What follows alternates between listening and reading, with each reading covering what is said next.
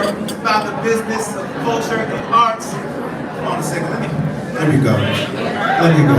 Okay, I used to be an MC, so I know how to control the mic. Now, a couple things. Hip hop is a legacy that I've carried on as a hip hop artist. But beyond music, my wife, for those who don't know, is a filmmaker and a real creative. I think that's probably why we are kindred spirits. My son, we named Coltrane. My other son, we named Maxwell, for the R&B lovers in the room.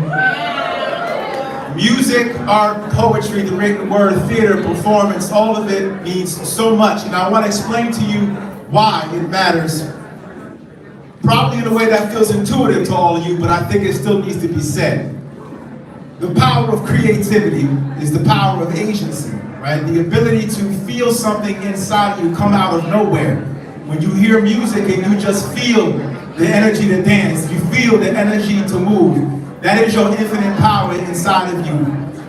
That is what's growing inside of you, and you're feeling it and you are connecting with it in that very moment. When you have a vision you need to put on paper and word, or you have a picture you need to paint, or you have a word you want to say, the essence of that is the agency in you, it's the infinite power in you. And for us to make real change in society at any level, especially transformative change, we have to have the capacity to tap into that power.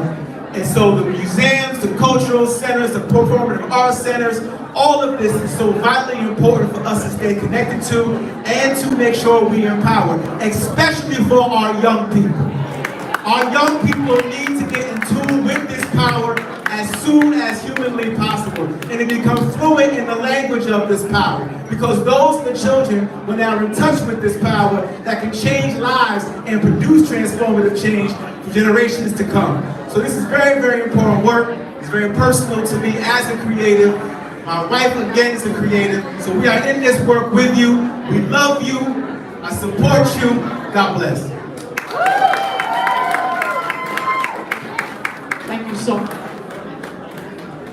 Give it up for Lieutenant Governor Delgado. All right. Atiba Edwards, are you here in the house? Okay. So, I want to introduce someone now who is the acting director of the Brooklyn Children's Museum, none other than the leader that is Atiba Edwards. Good afternoon all. Thank you so much. It's very simple why we're here. Culture needs your support. We need to make sure and keep it going. As the Children's Museum, one of the key parts is imagine a world without culture. Imagine a world where children don't have access to the arts and culture. It's really hard. It's one of those weird rhetorical questions that you'll fail if that test happens, because it's so imbued in us. It surrounds us. It's one of the things that we won't realize is gone until it's too late. So there's a lot of stats you see in front of you, but culture is the thing that you will miss, and it'll be too hard once it's gone. We are an economic force across the board, generating over $100 billion for the industry, $30 billion going back into our communities. We are supporting so many people, which is the key part why you're here. We've got to protect culture. Culture is the most important thing. We have many elected officials I see. I won't try to roll out, so I apologize if I miss you. Say Narcisse, I'm not going to, come on, I'm not going to forget that. Congressman Narcisse, thank you. Reader Joseph help support us. So it is really, really important that we do our part. Because once it's gone, we're going to wonder why we happened, what we did, why we missed it, what we could have done to change it. And it's going to be near impossible to bring back. So I am here on behalf of the children. I'm here on behalf of the culture. I grew up in Brownsville, Brooklyn. My family, myself, immigrated from St. Vincent. And arts is one of the things that allow us to connect with everybody, regardless of language, diversity, socioeconomic status. We have one thing in common, is that culture is important. Culture's for all. And we've got to do our part. We'll hear a lot more people about it, but do your part to help fight for culture, because once it's gone, we're going to wonder why we didn't move faster. So, thank you all. Thank you, Atiba. Could I ask everybody to come in and just kind of gather? We only have a couple more speakers, so if we can just calm the room down a little bit. Beautiful, I really appreciate it. We have one more elected leader is going to speak, and then we're going to our next cultural leader. I'm very proud to introduce from the Bronx, Bronx Borough President, Vanessa Gibson.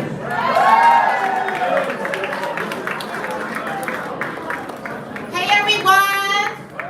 Hey, we're back! All right, good afternoon everyone. Bienvenidos a todos. Welcome to each and every one of you. I am Vanessa L. Gibson and I'm so proud to serve as the president of the great borough of the Boogie Down Bronx in New York City, the birthplace of hip hop and the home of Southside. And we are so excited to be here to elected officials, colleagues in government, and all of our non-for-profit organizations that represent the arts and culture of New York City. I want to thank all of you for the incredible work you do each and every day in our great city. Shout out to the Wildlife Conservation Society, aka the Bronx Zoo. Shout out to the New York Botanical Garden, to the Bronx Children's Museum, the first children's museum to open in the Bronx, to the Bronx Museum of the Arts and Wave Hill, the Pedrones Theater, and all of our cultural organizations that represent the Bronx. We understand that this work is about access and opportunity. Our cultural institutions are the heart and the soul of our city of New York.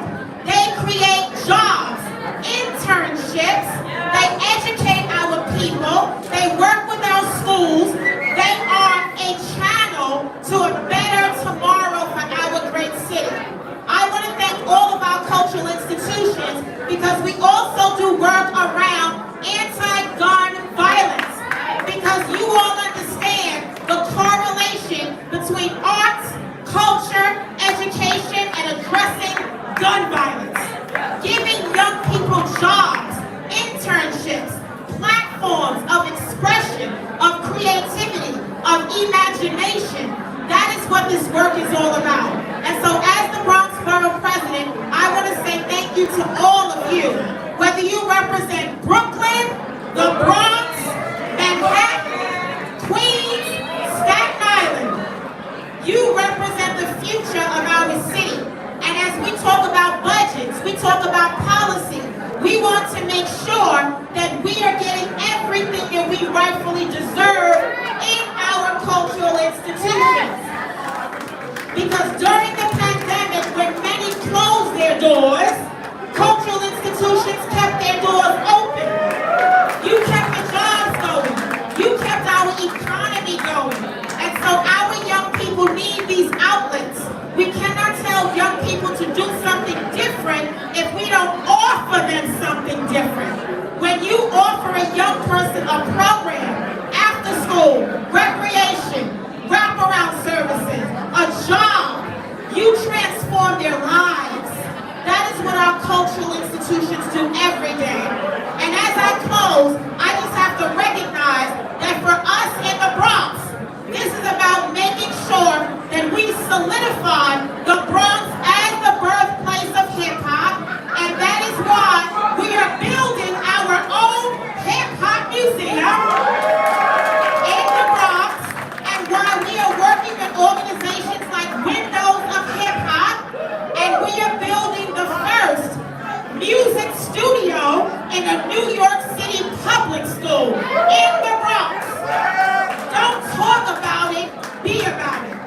Don't talk the talk, but walk the walk. If you believe in education, you believe in arts, if you believe in culture, then make sure we continue to invest. Because when we invest in all of our cultural institutions, guess what? We are investing in the future.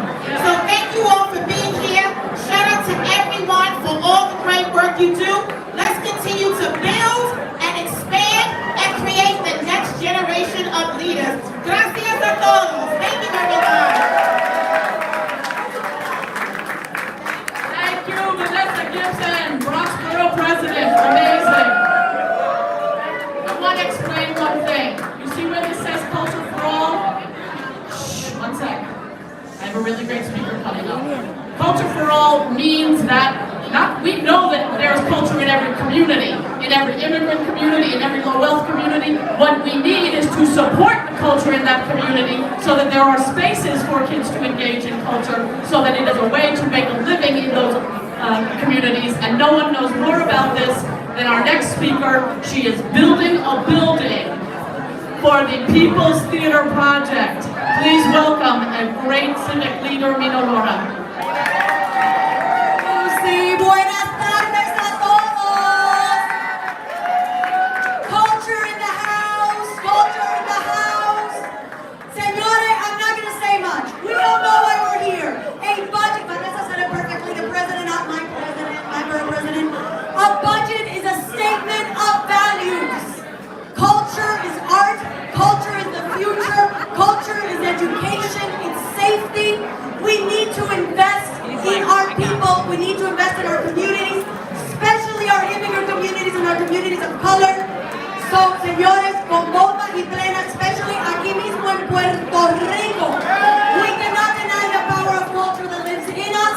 Let's make sure that we say presente, whether we are in a bodega, whether we are in a museum, or whether we are in our schools. As legislators, we urge you to say presente each and every day. Pa'lante today, pa'lante for culture, and let's party. Gracias a todos, gracias. Thank you so much, Mino. I want to shout out all of the elected leaders who are here today. And I know that Councilwoman Narcisse is here. Thank you for being here. Thank you to all you do for culture. Thank you so much. There we go. Okay. We also have Melina Rivera in the house. Amazing. Rita Joseph, Councilwoman Rita Joseph, thank you. Kimberly Jean-Pierre, thank you for being here. Eric Gonzalez, Stephanie Zinnerman, Vanessa Gibson, we heard from. Kenny Burgos, thank you. And Farrah Lewis from New York. And Stephen Raga is here. Thank you, Stephen. I want to just say that we've talked a lot about New York City.